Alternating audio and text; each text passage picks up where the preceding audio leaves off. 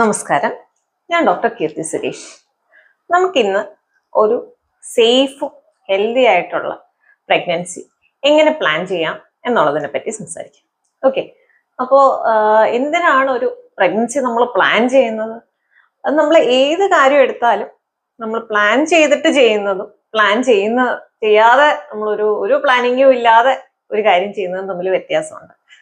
Complications കുറഞ്ഞിരിക്കാനും അതുപോലെ തന്നെ healthy ആയിട്ടും സേഫ് ആയിട്ടും ഹാപ്പി ആയിട്ടുള്ള ഒരു പ്രഗ്നൻസി പീരീഡിൽ നമുക്ക് പോകണം എന്നുണ്ടെങ്കിൽ നമ്മൾ എപ്പോഴും ഒരു പ്രഗ്നൻസി പ്ലാൻ ചെയ്യേണ്ടതിന്റെ ആവശ്യമുണ്ട്.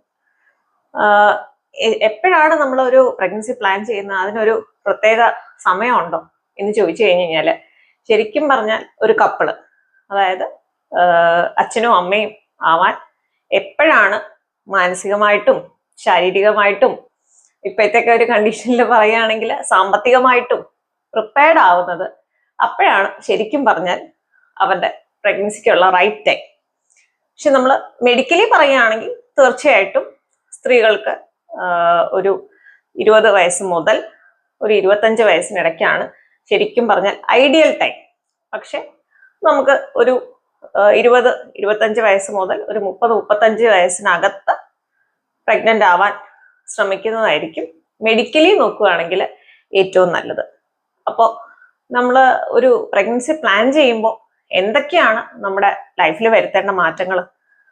നമ്മളിപ്പോൾ തീരുമാനിച്ചു കഴിഞ്ഞു, ഓക്കെ, നമ്മൾ ഒരു കുഞ്ഞിന് വേണ്ടി റെഡിയാണ് എന്ന് പറയുമ്പോൾ അച്ഛനും അമ്മയും ആവാൻ പോകുന്ന രണ്ടുപേരും ഈക്വലി റെസ്പോൺസിബിലിറ്റി എടുത്ത് വേണം ഒരു പ്രഗ്നൻസിയിൽ നമ്മൾ പ്ലാൻ ചെയ്യാനായിട്ട്.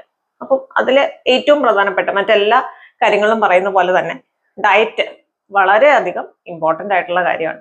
ഡയറ്റ് എന്ന് പറഞ്ഞു കഴിഞ്ഞാൽ ആഹാരത്തിൽ കൂടുതലായിട്ട് ഇപ്പം കാണുന്ന fast food, junk food, processed ആയിട്ടുള്ള ഫുഡ്, അങ്ങനെയുള്ളതിൻ്റെ അളവ് മാക്സിമം കുറച്ചുകൊണ്ട് ധാരാളമായിട്ട് പച്ചക്കറികൾ, ഇലക്കറികൾ, പഴവർഗ്ഗങ്ങൾ അതൊക്കെ കൂടുതലായിട്ട് ഉൾപ്പെടുത്തിയ ഒരു ഹെൽത്തി ഡയറ്റ് അച്ഛനും അമ്മയും ഫോളോ ചെയ്യേണ്ട ആവശ്യമുണ്ട്. കാരണം വെച്ചാൽ ഈ ഒത്തിരി പ്രോസസ്സ് ചെയ്ത് നമ്മൾ ഫാസ്റ്റ് ഫുഡായിട്ട് കിട്ടുന്ന സാധനങ്ങളിലൊക്കെ പ്രിസർവേറ്റീവ്സും വേറെ ആഡഡ് ആയിട്ടുള്ള എക്സ്ട്രാ സംഭവങ്ങളും ഉണ്ടാവും. അതൊന്നും നമ്മുടെ അണ്ടത്തിനോ അല്ലെങ്കിൽ ബീജത്തിനോ, അത് രണ്ടും ഹെൽത്തി ആയിട്ട് ഇരുന്നാൽ മാത്രമേ നമുക്ക് ഹെൽത്തി ആയിട്ടുള്ള ഒരു കുഞ്ഞുണ്ടാവുള്ളൂ. അപ്പോൾ ഈ ബീജത്തിന്റെ ആയാലും അണ്ടത്തിന്റെ ആയാലും ആരോഗ്യത്തിനെ ബാധിക്കുന്നതാണ് ഈ ഫാസ്റ്റ് ഫുഡിലൊക്കെ ചേർത്തിട്ടുള്ള പ്രിസർവേറ്റീവ്സ്. അപ്പൊ അതുകൊണ്ടാണ് നമ്മൾ കൂടുതലായിട്ടും ഒരു ഹെൽത്തി ആയിട്ടുള്ള ഈറ്റിംഗ് ഹാബിറ്റ്സ്, പ്രത്യേകിച്ച് റോ ആയിട്ടുള്ള വെജിറ്റബിൾസ്, ഫ്രൂട്ട്സ് ഒക്കെ കൂടുതൽ ഉൾപ്പെടുത്തിയിട്ടുള്ള ഒരു ഡയറ്റ് ഫോളോ ചെയ്യണം എന്ന് പറയുന്നത്. പിന്നെ ഡയറ്റിൽ തന്നെ പ്രധാനമായിട്ടും ഒഴിവാക്കേണ്ട എന്തൊക്കെയാണ്? തീർച്ചയായിട്ടും ലഹരി പദാർത്ഥങ്ങളുടെ ഉപയോഗം പൂർണ്ണമായിട്ട് തന്നെ ഒഴിവാക്കണം. അതിൽ മദ്യമായിക്കോട്ടെ, അല്ലാത്തുള്ള ഡ്രഗ്സ് ആയിക്കോട്ടെ, അതുപോലെ തന്നെ സ്മോക്കിംഗ് ആയിക്കോട്ടെ, ഇതെല്ലാം പൂർണ്ണമായിട്ടും ഉപേക്ഷിക്കേണ്ടതാണ് ഒരു ഹെൽത്തി പ്രഗ്നൻസിക്ക് വേണ്ടിയിട്ട് നമ്മൾ നമ്മുടെ ബോഡിയെ പ്രിപ്പയർ ചെയ്യുമ്പോൾ. അത് അമ്മയ്ക്ക് മാത്രമല്ല അച്ഛനും ബാധകമാണ്. അപ്പൊ രണ്ടുപേരും ഒരേപോലെ ആ കാര്യത്തിൽ ശ്രമിച്ചെങ്കിൽ മാത്രമേ നമുക്കൊരു ഹെൽത്തി ആയിട്ടുള്ള ഒരു പ്രഗ്നൻസി നമുക്ക് പ്ലാൻ ചെയ്യാനായിട്ട് സാധിക്കുകയുള്ളൂ. അതുപോലെ തന്നെ ഉള്ള മറ്റൊരു കാര്യമാണ് ഈ കോഫിയുടെ അമിതമായിട്ടുള്ള ഉപയോഗം. അതും ഐഡിയലി ഒരു ദിവസം 2 കോഫി വരെയൊന്നും പ്രശ്നമില്ല. പക്ഷെ അളവിൽ കൂടുതൽ ഉപയോഗിച്ചു കഴിഞ്ഞാൽ അതും പ്രഗ്നൻസി പ്ലാൻ ചെയ്യുന്ന സമയത്ത് അത്ര നല്ലതല്ല എന്നാണ് പഠനങ്ങൾ സൂചിപ്പിക്കുന്നത്.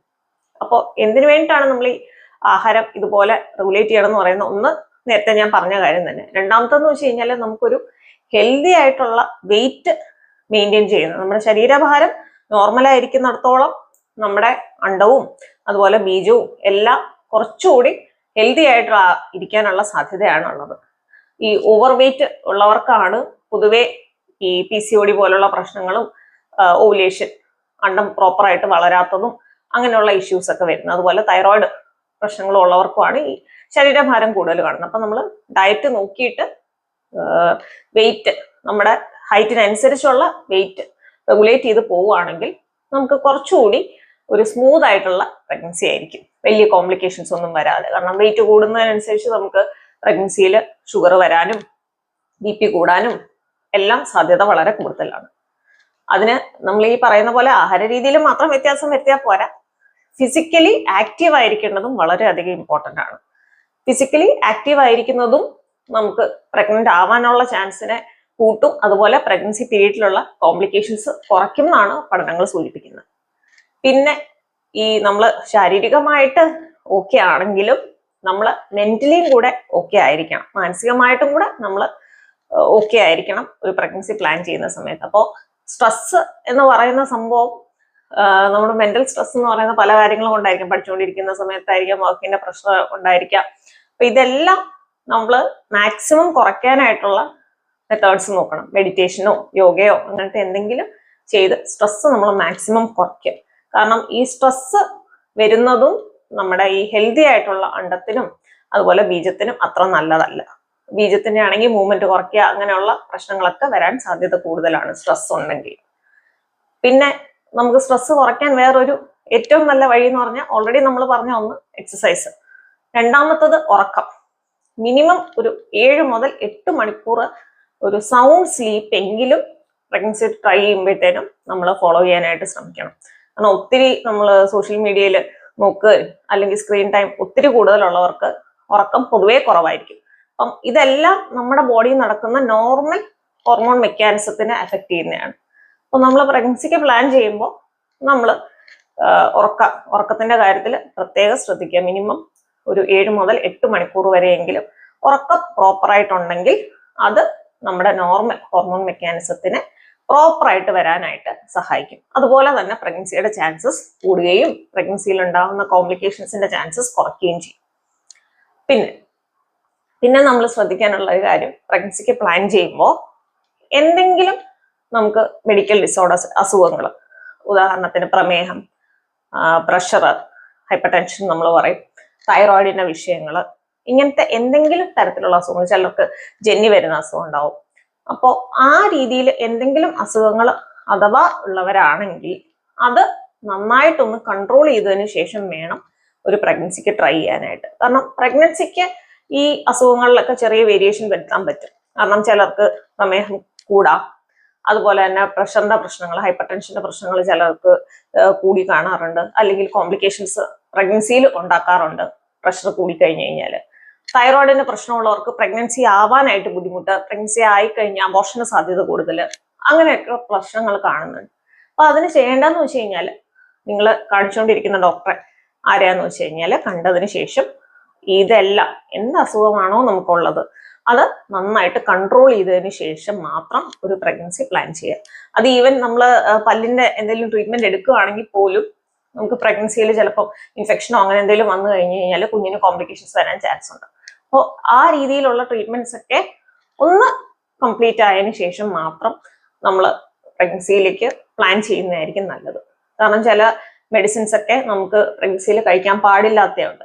ഇപ്പൊ BP ഒക്കെ ഉള്ളവർ ചിലപ്പോൾ കഴിച്ചുകൊണ്ടിരിക്കുന്ന മെഡിസിൻ ചിലപ്പോൾ പ്രഗ്നൻസിയിൽ ചിലപ്പോൾ മാറ്റേണ്ടി വരും. അപ്പൊ നിങ്ങൾ പ്രഗ്നൻസി പ്ലാൻ ചെയ്യുന്നതായിട്ട് നിങ്ങളെ കാണിച്ചുകൊണ്ടിരിക്കുന്ന ഡോക്ടറിനെ കണ്ട് മെഡിസിൻസ് അതിനനുസരിച്ച് ചേഞ്ച് ചെയ്യുകയോ മോഡിഫൈ ചെയ്യുകയോ ചിലപ്പോൾ ഡോസ് വ്യത്യാസം വരുത്തുകയോ ഒക്കെ ചെയ്യേണ്ടി വരാം. അപ്പൊ നമുക്ക് എന്തെങ്കിലും അസുഖങ്ങൾ ഉണ്ടെങ്കിൽ അത് തീർച്ചയായിട്ടും ഒന്ന് കൺട്രോൾ ചെയ്തതിന് ശേഷം വേണം നമ്മൾ പ്രഗ്നൻസിക്ക് പ്ലാൻ ചെയ്യാനായിട്ട്.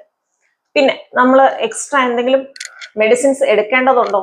അതായത് ഒരു അസുഖവും ഇല്ല, എനിക്ക് പ്രഷർ ഇല്ല, BP ഇല്ല, വേറെ തൈറോയിഡിന്റെ പ്രശ്നമൊന്നുമില്ല, അങ്ങനെയുള്ളപ്പം എന്തെങ്കിലും മരുന്നുകൾ നമ്മൾ എടുക്കേണ്ട ആവശ്യമുണ്ടോ എന്ന് ചോദിച്ചു കഴിഞ്ഞാൽ, ശരിക്കും ഫോളിക് ആസിഡ് എന്ന് പറഞ്ഞ ഒരു മെഡിസിൻ നമ്മൾ പ്രഗ്നൻസി പ്ലാൻ ചെയ്യുമ്പോൾ എടുക്കേണ്ടതുണ്ട്. അത് ഇപ്പൊ ഇന്ന് മുതൽ നമുക്ക് പ്രഗ്നൻസിക്ക് ട്രൈ ചെയ്യാം എന്ന് പറയുമ്പോൾ ഇന്നല്ല കഴിച്ചു തുടങ്ങേണ്ടത്. എപ്പോഴത്തേക്കാണോ നമ്മൾ പ്രഗ്നൻസി പ്ലാൻ ചെയ്യുന്നത് അതിന് അറ്റ്ലീസ്റ്റ് ഒരു 3 മാസം മുന്നെങ്കിലും നമ്മൾ ഫോളിക് ആസിഡ് കഴിക്കാൻ തുടങ്ങണം. കാരണം ഈ ഫോളിക് ആസിഡ് നമുക്ക് ഒത്തിരി ന്യൂറൽ ട്യൂബ് ഡിഫക്ട്സ് എന്ന് പറയുന്ന തരത്തിലുള്ള കുഞ്ഞിനുള്ള വൈകല്യങ്ങളൊക്കെ തടയാനായിട്ട് വളരെയധികം ആവശ്യമുള്ള ഒരു കാര്യമാണ്. പ്രീ കൺസെപ്ഷൻ ഫോളിക് ആസിഡ് എന്നാണ് നമ്മൾ അതിനെ പറയുന്നത്. ഫോളിക് ആസിഡ് 5 മില്ലിഗ്രാം 5 മില്ലിഗ്രാമിന്റെ ഫോളിക് ആസിഡ് നമ്മൾ എപ്പോഴാണോ പ്രഗ്നൻസി നമ്മൾ ഉദ്ദേശിക്കുന്നത് അതിനൊരു 3 മാസം മുന്നെങ്കിലും നമ്മൾ എടുത്തു തുടങ്ങേണ്ടതിന്റെ ആവശ്യകതയുണ്ട്. പിന്നെ ഒരു കാര്യം, നമ്മൾ ഇതെല്ലാം ചെയ്തു പക്ഷെ പിന്നെയും നോക്കി സ്റ്റിൽ നമ്മൾ പ്രഗ്നന്റ് ആവുന്നില്ല. ചിലപ്പോൾ ഹസ്ബൻഡിനും വൈഫിനും 2 പേർക്കും ടെസ്റ്റുകളൊക്കെ ചെയ്യുമ്പോഴത്തേനും പെർഫെക്റ്റ്ലി നോർമലാണ്, എന്തുകൊണ്ട് പ്രഗ്നന്റ് ആവുന്നില്ല? അപ്പൊ അതിന് നമ്മൾ ഒത്തിരി പറയേണ്ട കാര്യമില്ല. കാരണം അച്ഛനും അമ്മയും നോർമൽ ആണെങ്കിൽ പോലും നമുക്ക് ഒരു സൈക്കിളിൽ നമ്മൾ ട്രൈ ചെയ്ത് കഴിഞ്ഞു കഴിഞ്ഞാൽ പ്രഗ്നന്റ് ആവാനുള്ള സാധ്യത ഏകദേശം ഒരു 20% വരെ ഉള്ളൂ. ഒരു വർഷം ഒരു കപ്പിള് ട്രൈ ചെയ്യാണ്, രണ്ടുപേരും നോർമൽ, രണ്ടുപേർക്കും യാതൊരു ഇഷ്യൂ ഇല്ല, സ്റ്റിൽ ഒരു 70% വരെ സാധ്യതയുള്ളൂ. അതുകൊണ്ട് ഒരു മാസം ട്രൈ ചെയ്തു അല്ലെങ്കിൽ 2 മാസം ട്രൈ ചെയ്തു. നമ്മുടെ അടുത്ത് ഒത്തിരി പേഷ്യൻസ് വരാറുണ്ട്, മാഡം ഞങ്ങൾ 3 മാസമായിട്ട് ട്രൈ ചെയ്യുന്നു, ഇതുവരെ പ്രഗ്നന്റ് ആയില്ല, ഞങ്ങൾക്ക് ആർക്കാണ് കുഴപ്പം. ആക്ച്വലി പറഞ്ഞു കഴിഞ്ഞു കഴിഞ്ഞാൽ രണ്ടുപേർക്കും ചിലപ്പോൾ പ്രശ്നമേ ഉണ്ടാവില്ല. പക്ഷെ ഇതാണ് കാര്യം, നമുക്ക് ഓരോ സൈക്കിളിലും പ്രഗ്നന്റ് ആവാനുള്ള സാധ്യത ഇത്രയേ ഉള്ളൂ. ഒരു വർഷം ട്രൈ ചെയ്താൽ തന്നെ 70% എന്ന് പറയുമ്പോഴത്തേനും ബാക്കി 30% ആൾക്കാർക്കും പ്രശ്നം ഉണ്ടെന്നല്ല എൻ്റെ അർത്ഥം. അവരും അതിൽ തന്നെയും ഒരു 20%-ഓളം നോർമൽ ആയിരിക്കും, ബാക്കി ഒരു 10% മാത്രമായിരിക്കും എന്തെങ്കിലും ചെറിയ പ്രശ്നങ്ങളുള്ളത്. ഓക്കെ, അപ്പോൾ അതാണ് നമ്മൾ ഓർക്കേണ്ട ഒരു കാര്യം. അതുകൊണ്ട് ഒരു മാസം ട്രൈ ചെയ്ത് അല്ലെങ്കിൽ 2 മാസം ട്രൈ ചെയ്തിട്ട് പ്രഗ്നൻസി ആവാത്തതിൽ ആരും നിരാശപ്പെടേണ്ട കാര്യമില്ല. ഓക്കെ, പിന്നെ ശ്രദ്ധിക്കാനുള്ള ഒരു കാര്യം എന്ന് വെച്ച് കഴിഞ്ഞാൽ എപ്പോഴാണ് നമ്മുടെ ഫെർട്ടൈൽ പീരീഡ്, അതായത് എപ്പോൾ കോണ്ടാക്ട് ചെയ്താലാണ് ഏറ്റവും കൂടുതൽ പ്രഗ്നൻസിക്ക് സാധ്യത, അത് തീർച്ചയായിട്ടും നമ്മൾ അറിഞ്ഞിരിക്കേണ്ട ഒരു കാര്യമാണ്. കാരണം എന്ന് വെച്ച് കഴിഞ്ഞാൽ നമുക്ക് ഈ പീരീഡിന്റെ സമയം എന്ന് പറയുന്നത് ഏതാണ്ട് ഒരു 28 ദിവസം കൂടുമ്പോഴാണ് നമ്മുടെ ഒരു നോർമൽ പീരീഡ് വരുന്നത്. അപ്പൊ ആ നോർമൽ പീരീഡ് എന്ന് വെച്ച് കഴിഞ്ഞാൽ ഒരാഴ്ച കുറവോ ഒരാഴ്ച കൂടുതലോ ആയാലും പ്രശ്നമില്ല. 28 എന്നുള്ളത് 21 ദിവസം ആയാലും 35 ദിവസം ആയാലും കുഴപ്പമില്ല. പക്ഷെ അതിനനുസരിച്ച് നമുക്ക് പ്രഗ്നൻസി ആവാനുള്ള ഡേറ്റുകളും ചെറുതായിട്ട് വ്യത്യാസം വരും.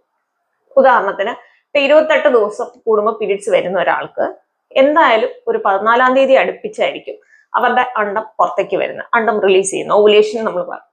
ഈ അണ്ടത്തിന് ഒരു പ്രശ്നം എന്താന്ന് വെച്ച് കഴിഞ്ഞാല് 2 ദിവസം മാക്സിമം ഒരു 3 ദിവസം മാത്രമേ ഇത് ലൈവായിട്ട് നമ്മുടെ ബോഡിയിൽ ആക്റ്റീവായിട്ട് കാണുള്ളൂ. അതിനുശേഷം ഇതൊക്കെ നശിച്ചു പോകും. ആ സമയത്ത് ബീജത്തിന്റെ കോണ്ടാക്ട് വന്നാൽ മാത്രമേ നമുക്ക് പ്രഗ്നൻസിക്ക് ആ സമയത്ത് ഒരു സാധ്യതയുള്ളൂ. അതായത് ആ എക്സാക്ട് സമയത്ത് ഒരു കോണ്ടാക്ട് വേണം എന്നുള്ളതാണ്. ഓക്കെ, അപ്പോ ബീജത്തിന്റെ കാര്യം പറഞ്ഞു കഴിഞ്ഞാൽ ഏതാണ്ട് ഇതുപോലെ 2 മുതൽ 4 ദിവസം വരെ അതും ആക്റ്റീവ് ആവുള്ളൂ. അപ്പോൾ ഇത് രണ്ടും കോയിൻസൈഡ് ചെയ്താൽ മാത്രമേ നമുക്ക് ഈ പ്രഗ്നൻസി പോസിബിൾ ആവുള്ളൂ. ആ ഫെർട്ടിലൈസേഷൻ എന്ന് പറഞ്ഞ പ്രോസസ്സ് നടക്കണമെങ്കിൽ ഇത് രണ്ടും കോയിൻസൈഡ് ചെയ്താലേ പറ്റുള്ളൂ. അപ്പൊ നമ്മൾ ഏകദേശം ഓവുലേഷൻ സമയം എപ്പോഴാണെന്നുള്ളത് നമ്മളൊന്ന് അറിഞ്ഞിരിക്കേണ്ടതിന്റെ ആവശ്യകതയുണ്ട്. അതായത് ഇപ്പം നോർമലി ഒരു 28 ദിവസം പീരീഡ് വരുന്ന ഒരാൾക്കാണെങ്കിൽ അതിന് ജസ്റ്റ് ഒരു 2 ആഴ്ച മുന്നേ ആയിരിക്കും ഓവുലേഷൻ നടക്കുന്നത്. അതായത് ഓം വന്ന് നമുക്ക് ഫെർട്ടിലൈസേഷൻ ഒക്കെ ഉള്ള ഒരു ചാൻസ് ഉള്ളത്. അല്ല, ഒരു 35 ദിവസം കൂടുമ്പോൾ പീരീഡ് വരുന്ന ആൾക്കാണെങ്കിൽ ആ പീരീഡിന്റെ ഡേറ്റ് ചെയ്യുന്ന ഒരു 2 ആഴ്ച മുന്നേ ആയിരിക്കും. അതായത് ഓവുലേഷൻ എപ്പോൾ വരുന്നോ അത് കഴിഞ്ഞ് 2 ആഴ്ച കഴിഞ്ഞിട്ടാണ് പീരീഡ്സ് വരുന്നത്. അതിന് മുന്നേ ഉള്ള പീരീഡ് പലർക്കും വേരി ചെയ്യാം. ഓവുലേഷൻ വരെയുള്ള സമയം ചിലർക്ക് വേരി ചെയ്യാം. ചിലർക്ക് 2 ആഴ്ച കൊണ്ട് ഓവുലേഷൻ നടക്കും, ചിലർക്ക് 3 ആഴ്ച കൊണ്ടായിരിക്കും നടക്കുന്നത്. അപ്പം 3 ആഴ്ച കൊണ്ട് ഓവുലേഷൻ നടന്നാലും അടുത്ത 2 ആഴ്ച കഴിയുമ്പോൾ പീരീഡ് ആവും. അപ്പം അത് അനുസരിച്ച് വേണം നമ്മൾ നമ്മുടെ ഓവുലേഷൻ ടൈം നോക്കാൻ. അതിന് ആ സമയത്ത് കൂടുതൽ കോണ്ടാക്ട് വെക്കാനായിട്ട് ശ്രദ്ധിക്കുക. അപ്പൊ ആ സമയമാണ് നമ്മുടെ ഫെർട്ടൈൽ പീരീഡ് എന്ന് പറയുന്നത്. ഇത് ആക്ച്വലി പ്രഗ്നൻസി ആവാതിരിക്കാനും നമുക്ക് ഇമ്പോർട്ടൻ്റാണ്. കാരണം ആ സമയത്ത് കോണ്ടാക്ട് ഇല്ലാതിരുന്നു കഴിഞ്ഞാൽ നമുക്ക് പ്രഗ്നൻസിയിൽ നിന്ന് പ്രൊട്ടക്ഷനും ഉണ്ട്. നമ്മൾ കലണ്ടർ മെത്തേഡ് എന്ന് പറയും. ഗർഭനിരോധന മാർഗങ്ങളിൽ ഒന്നാണ് ഈ കലണ്ടർ മെത്തേഡ്. അപ്പോൾ നമ്മുടെ ഫെർട്ടൈൽ പീരീഡ് നമ്മൾ അറിഞ്ഞിരുന്നു കഴിഞ്ഞാൽ നമുക്ക് പ്രഗ്നൻസി പ്ലാൻ ചെയ്യാനും അത്രയും എളുപ്പമാണ്. ആ ഒരു പീരീഡിൽ കോണ്ടാക്ട് വെക്കുക. യൂഷ്വലി നമ്മൾ പറയുന്നത് വെച്ച് കഴിഞ്ഞാൽ പീരീഡ് ആയി കഴിഞ്ഞു കഴിഞ്ഞാൽ ഒരു 10 ദിവസം കഴിഞ്ഞാൽ മുതൽ ഒന്നിടവിട്ടുള്ള ദിവസങ്ങളിലെങ്കിലും കോണ്ടാക്ട് വെക്കാനാണ് പറയുന്നത്. പീരീഡിന് ക്ലോസ് ആയിട്ടുള്ള ഒരാഴ്ച ആവശ്യമില്ല, പീരീഡ് പ്രോബ്ലി ആവാൻ സാധ്യതയുള്ള. പക്ഷെ ഇതെല്ലാം പീരീഡ് കറക്റ്റ് ആയിട്ടുള്ള ആൾക്കാർക്ക് മാത്രമേ ഇത് ആപ്ലിക്കബിൾ ആവുള്ളൂ. അപ്പം ശരിക്കും പറഞ്ഞാൽ പീരീഡ് കറക്റ്റ് അല്ല. ഈ 21 മുതൽ 35 ദിവസത്തിന് ആ ഒരു വിൻഡോയ്ക്ക് അകത്തല്ല നിങ്ങളുടെ പീരീഡ്സ് വരുന്നത്, ഒത്തിരി ഡിലേ വരുന്നുണ്ട്. അങ്ങനെയാണെങ്കിൽ വേറെ എന്തെങ്കിലും കോംപ്ലിക്കേഷൻസ്, അതായത് തൈറോയിഡിന്റെ പ്രശ്നമോ PCOD-യോ അങ്ങനെയുള്ള ഇഷ്യൂ മൂലമൊക്കെ നമുക്ക് ഇതുപോലത്തെ പീരീഡ്സിന്റെ പ്രശ്നം വരാം. അതുപോലെ തന്നെ ഉള്ള ഒരു കാര്യമാണ് രക്തക്കുറവ്. അപ്പൊ ഈ രക്തക്കുറവ്, തൈറോയിഡിന്റെ പ്രശ്നം, ഇതെല്ലാം നമ്മൾ പ്രഗ്നൻസി പ്ലാൻ ചെയ്യുന്ന സമയത്ത് ഇല്ല എന്ന് ഉറപ്പാക്കിയിട്ട് വേണം പ്രഗ്നൻസിയിലേക്ക് പോകാനായിട്ട്. അങ്ങനെയാണെങ്കിൽ കുറച്ചുകൂടെ നമ്മുടെ പ്രഗ്നൻസി പീരീഡ് കുറച്ച് സ്മൂത്ത് ആയിരിക്കും. അതേപോലെ തന്നെ കോംപ്ലിക്കേഷൻസും എല്ലാം വളരെ കുറവായിരിക്കും. അപ്പോൾ ഇതൊക്കെയാണ് നമ്മളൊരു പ്രഗ്നൻസി പ്ലാൻ ചെയ്യുമ്പോൾ ശ്രദ്ധിക്കാനുള്ളത്. ഏജിന്റെ കാര്യം ഞാൻ നേരത്തെ പറഞ്ഞ പോലെ 20 വയസ്സിലും ഗർഭിണിയാവും, 35 വയസ്സിലും ഗർഭിണിയാവും. പക്ഷെ മെഡിക്കലി ഐഡിയൽ ഏജ് എന്ന് പറഞ്ഞാൽ ഒരു 20-25 വയസ്സ് മുതൽ ഒരു 30-35 വയസ്സിനകത്ത് നമ്മൾ ഫാമിലി കംപ്ലീറ്റ് ചെയ്യുന്നതാണ്. കോംപ്ലിക്കേഷൻസും കുറവായിരിക്കും, ഹെൽത്തി പ്രഗ്നൻസിക്കുള്ള സാധ്യത കൂടുതലായിരിക്കും, അബോർഷന്റെ റിസ്ക്കും കുറവായിരിക്കും. അപ്പോൾ ഇതാണ് നമ്മളൊരു പ്രഗ്നൻസി പ്ലാൻ ചെയ്യുമ്പോൾ മൊത്തത്തിൽ ശ്രദ്ധിക്കേണ്ട കാര്യങ്ങൾ. അപ്പോൾ ഇതൊരു യൂസ്ഫുൾ വീഡിയോ ആയിരുന്നു എന്ന് വിചാരിക്കുന്നു.